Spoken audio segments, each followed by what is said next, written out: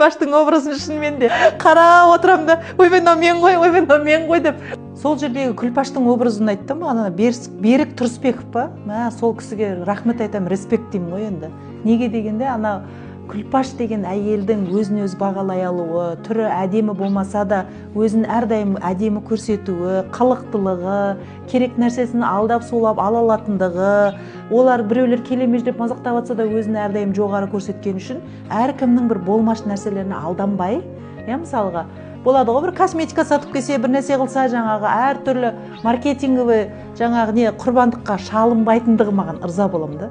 Жай бір ауылда жүріп ақта, жай бір бие сауып та жүріп, әйел адам сондай өз-өзіне сенімді бола алады екен ғой, отбасын ұстап тұра алады екен ғой деген маған бір сондай ішіме әдемі бір сезім сыйлайды сол образ. Бәріне өзінің бар екендігін көрсетіп жүреді да. Мен бармын, тамақ ішеді, шай ішеді, бие сауса да бәр жерде мен бармын дегенді айтқысы келіп тұрады. Әйтпесе түрі әдемі емес қой, мысалға да. Солай бола тұра өзін әдемі санайтындығы маған ұнайды да. Әрбір әйел сондай болу керек қой негізінде. Бола алады, олардың ішінде бар сол нәрсе.